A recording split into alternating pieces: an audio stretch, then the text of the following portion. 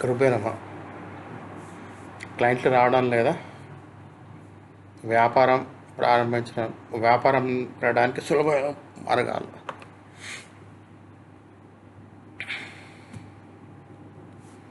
ప్రతి ఒక్కరు తమ వ్యాపారం విస్తరించాలి, కొత్త క్లయింట్లు చేరాలని కోరుకుంటారు. కష్టపడి పని చేయడం, సరైన వ్యూహం, నిజాయితీ అవసరమే. కానీ కొన్ని చిన్న చిన్న ఉపాయాలు, చిట్కాలు మన ఆలోచనలు, శక్తిని మార్చి అనుకూల ఫలితాలు ఇస్తాయి.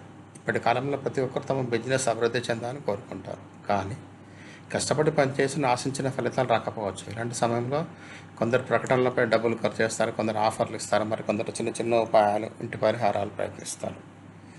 మీరు కూడా మీ ఆఫీస్ లేదా వ్యాపారంలో క్లయింట్లను తక్కువగా వస్తున్నారని అనుకుంటే కనుక ఈ సులభమైన ఉపాయాన్ని ప్రయత్నించవచ్చు.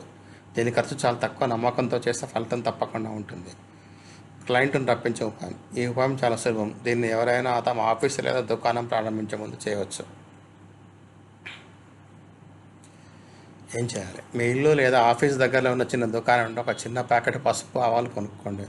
మీరు ఆఫీస్ వెళ్ళే ముందు పసుపు ఆవాలు గింజలు కొన్ని చేతిలో తీసుకొని ఆఫీస్కి వెళ్తూ రోడ్డులో పడేస్తూ వెళ్ళండి.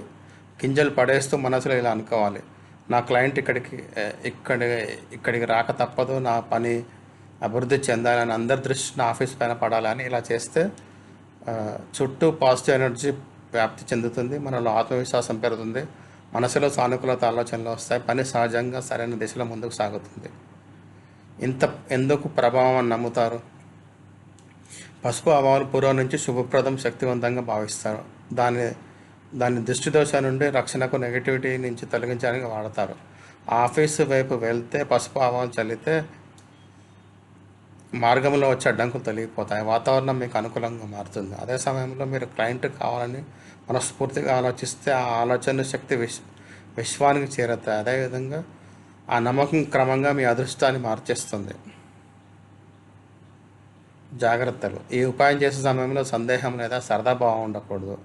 కనీసం వారంలో ఒక్కసారి తప్పకుండా చేయాలి. పనిలో తేడా కనిపిస్తుంది. ఉపాయం చేసే సమయంలో మీరు ఎప్పుడు మంచి ఆలోచన ఉండాలి. ఎవరినైనా దురుద్దేశంతోనే ఈ ఉపాయం చేయకూడదు. ధన్యవాదాలు.